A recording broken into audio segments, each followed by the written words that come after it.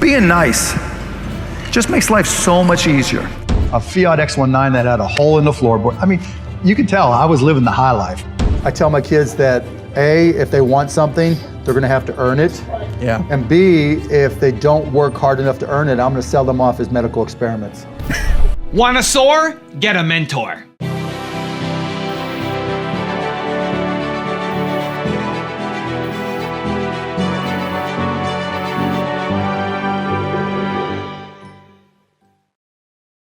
So today, let's learn from one of the best, Mark Cuban, and some of his best life-changing advice. Mentor me, Mark. Okay, let's kick it off with rule number 1. Be nice. Nice is way undervalued. You know, particularly in this day and age, you know, if you turn on the news, everything seems like it's going to get blown up, right? Being nice just makes life so much easier. And look, I learned the hard way. I had to have my partner, Todd, came to me one day and he goes, I like to curse. He goes, I don't care about cursing, but you curse too much. Not everybody's as accepting as cursing as you are. Calm the f down. And I took that to heart. Not so much the cursing part, but it became apparent to me that the nicer I got, the more effective people around me got, the more productive they got, the more sales we had. I was undervaluing nice. You know, I started my first company after I got fired from a job, and I was 24, just turned 24. My first real company, if you will. And I was always go, go, go, go, go, all consumed, right? Live it, eat it, sleep it, breathe it. And I knew people couldn't keep up or work as hard as many hours as me, but I wanted them to. And we were successful, and we didn't have much turnover, but I could have done a better job if I were nicer. And broadcast.com, I got a little bit nicer, right, as things. But then once I got to the Mavs and some of these other companies, and Todd reminded me, you know, and really told me, you know, just nice works. And so when you find yourself going to work, when you're finding yourself dealing with customers, when you're finding yourself making decisions, we all get that agita, right? That feeling in our stomach, that tenseness, that stress at various points in times that we all have to go through. But sometimes you just need to calm the f down, right? Take a deep breath and be nice. Because you'll find out that people will do much more. If you reduce the stress of people and you're nice, you're gonna have such a huge advantage. No matter what your technology is, no matter how it compares, even if it's a download for an app, people will still have to deal with you. Your culture will come through. Being nice, being supportive, reducing stress, that all comes through even in an app. Rule number 2, take risks. A Fiat X19 that had a hole in the floorboard. I mean, you could tell I was living the high life, right? I mean, and I was putting in oil every 60 miles and, you know, working as a bartender at night. What did I have to lose? Right. You know, and so it wasn't like, oh man, you know, I could lose all this. And so, and so it was just like, you just go for it. Now, later on, after I'd had some success and we got back and we started AudioNet, which turned into broadcast.com, the math was different. The equations, you know, the calculus was different. It was like, okay, I'm investing a lot of my saved money into this whole idea of netcasting, right? Or internet broadcasting in early 1995 when people didn't even know what the internet was. That was all risk because I literally was putting everything that I had on the line for something. People just laughed at me and said, wait, audio over the internet. You know you can turn on the radio. You know you can turn on a TV. Yeah, but you don't get it. No, that's just dumb, all right? You know, and so being able to overcome all that resistance, because remember back then, A, you had to have a PC.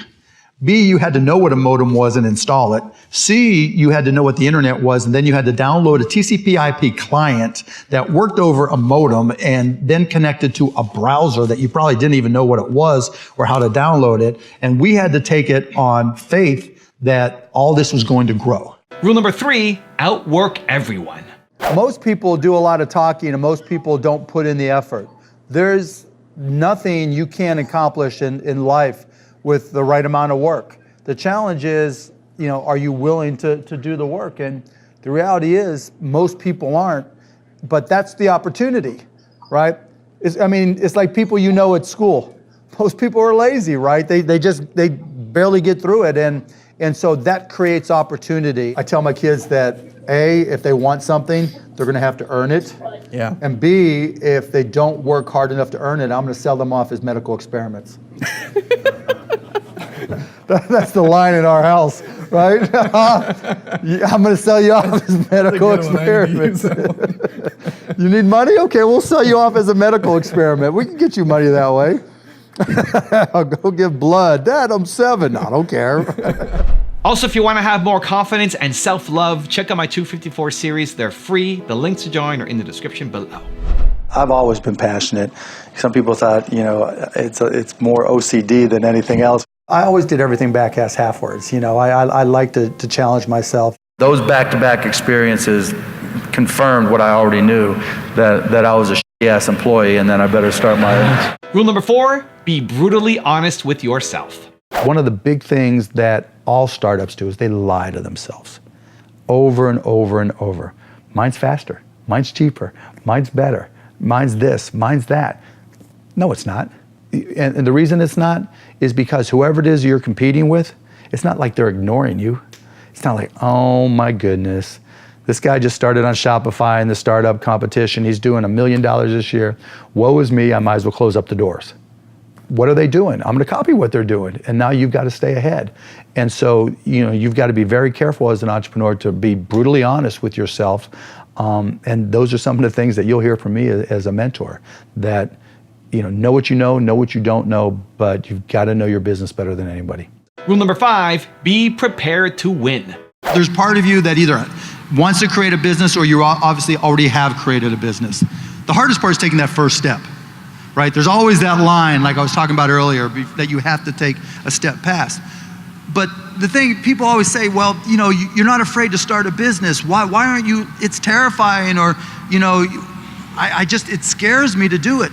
And my attitude has always been, if you're prepared, it's not a risk, right? Bobby Knight, who was the coach at Indiana University, used to say, everybody's got the will to win, but it's only those with the will to prepare that do win. And the same applies to business. We've all seen our friends go out there and just wing it. It's my passion. We're all passionate about something. I'm passionate about basketball. Doesn't make me an NBA player, right?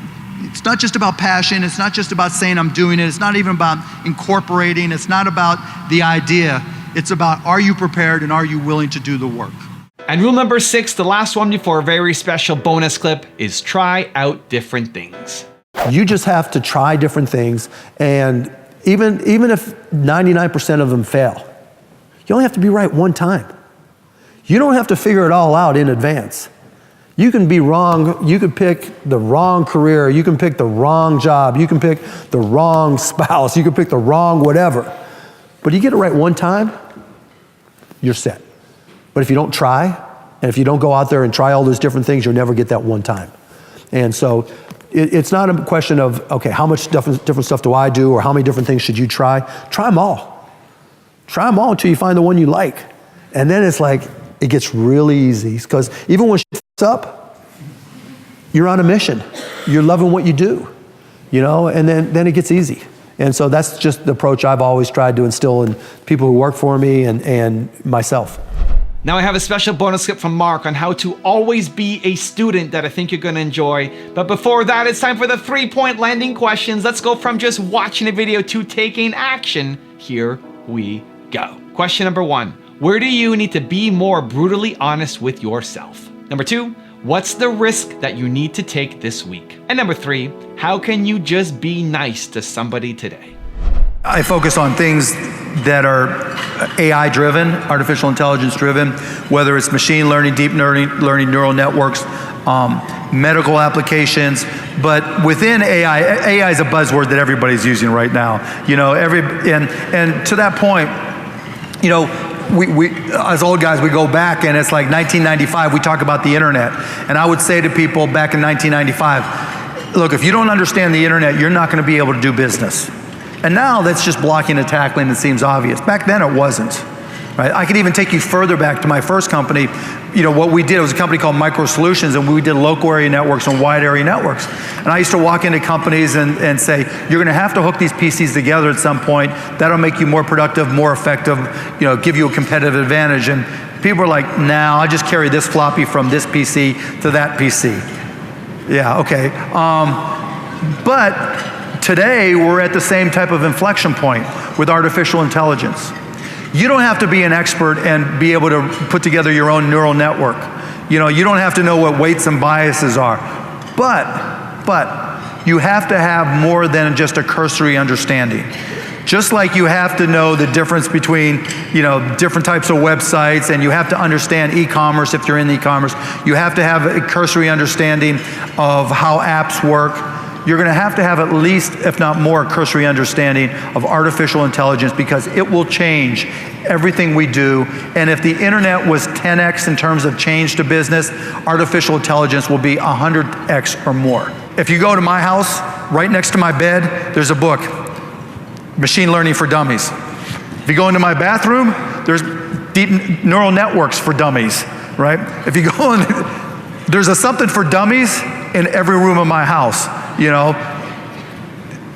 can go two ways, I know, but I'm just telling you, put the time. I mean, I've taken, I can't even tell you how many hours now I spend every week, if not daily, working. Like, I'll go onto Amazon, AWS, and go through their machine learning tutorials. Don't think to yourself, I'm not technical enough, or I'm not going to get this, or I don't get into this, or it's too much. Try it. Get as far as you can, because it's like doing a basic website and a little bit of HTML. Just having done that, you feel smarter and you feel a little bit more confident about this. I don't want to be an alarmist, but I'm trying to scare the hell out of you because it's important.